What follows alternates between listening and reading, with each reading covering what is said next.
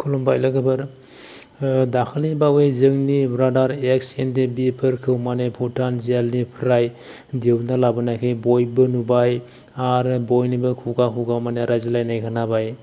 दा बिथांमोननि खुगानिफ्रायनो नोंथांमोना खोनासंनानै लादो जे माने भुटान जेलाव बिथांमोना माबायदि सोलिनांदोंमोन, बेसेबां खस्थ' सहायनांदोंमोन, जानाय आदाराव माबायदि अबस्थानिमोन, नोंथांमोना गासैखौबो माने बिथांमोननि खुगानिफ्रायनो खोनासंना लानो हागोन।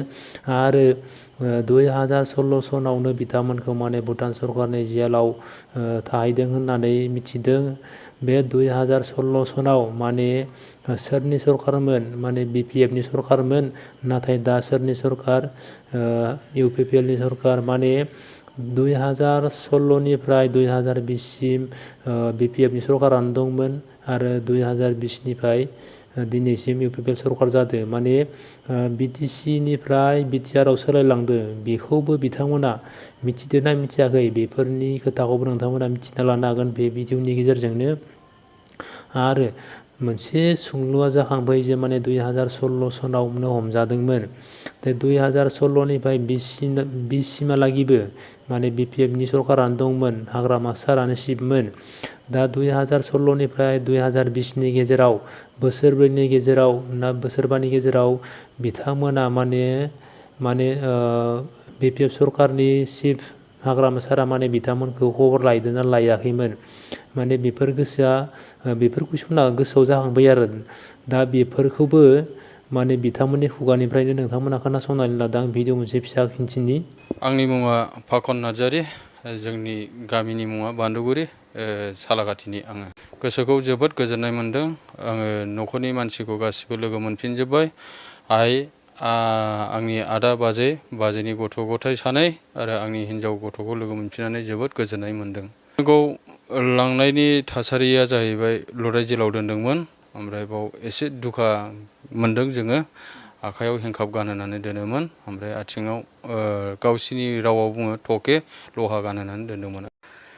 सासे दागारिनि फंबाय केस जानाय दंमोन। दा बे थांनायनि उनाव आङो नाम्बारखौ मोन्दों। बिनि उनावसो आंनि हिन्जावजों रायज्लायनो मोन्दों आरो आं। न'खरनि मानसिजों। माने कन्टेक्टआव 4 बोसोरा कन्टेक्टआव जेबो गैया?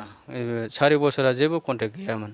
जेब्ला कन्टेक्ट मोनदोंमोन अब्ला न'खरनि सुबुङा नोंथांखौ मा होनदों?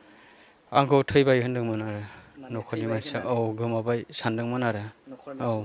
मोनफिननानै आंबो गोजोननाय मोन्दों। आरो हिन्जावजोंल' रायज्लायनो मोन्दों 4 बोसोरनि उनाव। न'खरनि आदा बाजै गथ' सानै आइजों रायज्लायनो मोनाखैमोन आरो। ओरैनो नों गेजेराव जिहेतु 8 बोसोर जाबाय, 4 बोसोरनि उनाव नोंथाङा सावरायबाय, गेजेराव रायज्लायबावदोंमोन नामा? गेजेराव रायज्लायबावदों एसे न'आव। कन्टेक्टआव थानो मोन्दों। माबोरै कन्टेक्टआव खालामोमोन बिथांमोननिफ्राय फन बेफोरबायदि होयोमोन नामा? सुबिदाफोर दंमोन नामा? फननिया सुबिदा दंमोन। हाप्तायाव खेबसे मोनोमोन आरो न'आव दुखु दाहा सोंहरनो थाखाय। बेसेबां बोसोरनि थाखाय नोंथांमोनखौ जोबथेसालियाव दोननाय जादोंमोन? जोंखौ 23 बोसोर 6 मासनि साजा फोनांदोंमोन। जिहेतु नोंथांमोना नैबे समाव 8 बोसोरावनो बे समाव नोंथांमोना उदां अख्राङाव फैबाय बा इण्डियायाव फैबाय, न'खरजों फैबाय, बे समाव स्पेसियेलि सोरखौ साबायखर बावगोन? आङो जोंनि बर'लेण्डनि चिफ सार प्रमद सारखौ आङो बावगोन आरो जोंनि बर'लेण्डनि गासैखौबो सारमोनखौ खुलुमनाय थाबाय। आङो जाहैबाय काजलगाव सान्थिपारानि आङो 2016 मार्चनि मार्चआव एरेस्ट खालामदोंमोन आंखौ उदां। किडनेपिं केसाव हमदोंमोन। हमनानै ओजों आसाम पुलिसा भुटान पुलिसनि आखायाव हेन्ड अभार खालामनानै दैथायहरदोंमोन। बै समाव नोंथांमोना जेब्ला जेलाव दङमोन, नोंथाङा न'खरनि सुबुंफोरजों फोनांजाब दङ नामा बा कन्टेक्टआव दङ? कन्टेक्ट जेबो गैयामोन न'खरनि मानसिजों। जोङो बेसेबांबा 3 बोसोरा जोंखौ एकदम आन्डारग्राउन्ड बायदिसो खालामनानै दोन्दोंमोन। जों जेबो कन्टेक्ट गैयामोन आरो न'नि मानसिजों जेबो कन्टेक्ट गैयामोन। जेब्ला जेलाव दङमोन नोंथांमोना जे नोंथांमोना मा सानोमोन जे नोंथांमोना गगोन ना गवा बेफोरबायदि जिउआव बासायगोन ना बासाया बेफोरबायदि माबाफोर सानोमोन नामा? जों सानोमोन जेबो गनायनिथ' जेबो रुफायानो गैयामोन गनायनि जेबो माबाया कर्टआवबो जोंखौ लांनाया बोसोरसेयाव खेबसे बोसोरसे खेबसे बोसोरथामनि उनावसो बदिमनिखौ ओंखारदों आरो आथिं आखाइ लहा गाननानै जानायाबो बिराद खस्थ' उन्दुनायाबो बिराद खस्थ'मोन आरो जोंनिया थानायानो जानाय बिराद खस्थ'मोन भुटान जेलाव आरो बिदिमोन आरो दा बै कर्टआव जेब्ला नोंथांमोनखौ हाजिर खालामोमोन न'निफ्राय बेफोरबायदि थांनाय बा फोनांजाब खालामनो थाखाय मोनदोंमोन नामा? गैया जेबो मोनाखै बेफोरबायदि गावसिनि आयेन गावसोरनि आयेन बायदि नोंथांमोनखौ दोननाय जादों बिदि आरो गावसिनि।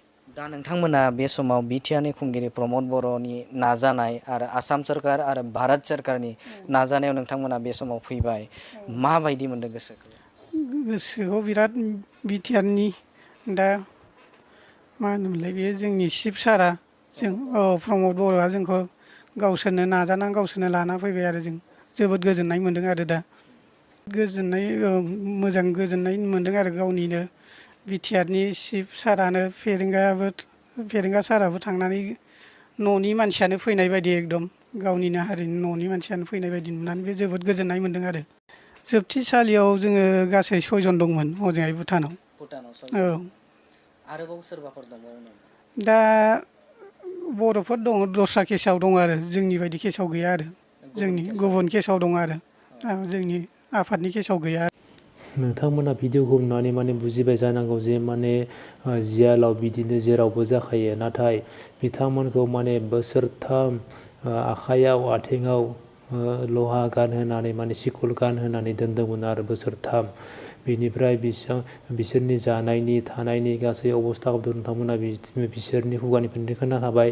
दा मोनसे कुइसना माने बयनिबो गोसोआव जाखाङो जे माने 2016 सनावनो हमजानायाव माने बिपिएफनि सरखार दंमोन माने हाग्रामा सारा शिब दंमोन बेयाव माने हमजानायनि उनाव हाग्रामा सारा माने खबर लानो थाङाखैमोन नामा बे फंसे कुइसनाव माने बिथांमोना होंगो दोंगो जायो माने जेबो खबर लानो थांदोंना थाङाखैमोन जों जेबो मिथिया होननानै बुंदों आरो नाथाय 2016 सनाव बिथांमोना हमजाना दोनदों नाथाय 2020 सनाव सरकारा सोलायनानै माने बिटिसिनि जायगायाव बिटिआर जानानै थादों बेखौबो बिथांमोना मिथियामोन नाथाय बिटिसिनिफ्राय बिटिआर जानायनि उनावसो बिथांमोनखौ माने जोंनि दा बिटिआरनि चिफ प्रमद बर' सारा बिथांमोनखौ दिहुननानै लाबोनो हादों आरो बेनि थाखाय बिथांमोना माने प्रमद बर'खौ जोंनि इसोर होननानै बिथांमोना साबायखर बावदों। दा नोंथांमोना मा सानो कमेन्टआव फोरमायहरदो गोजोन्थों।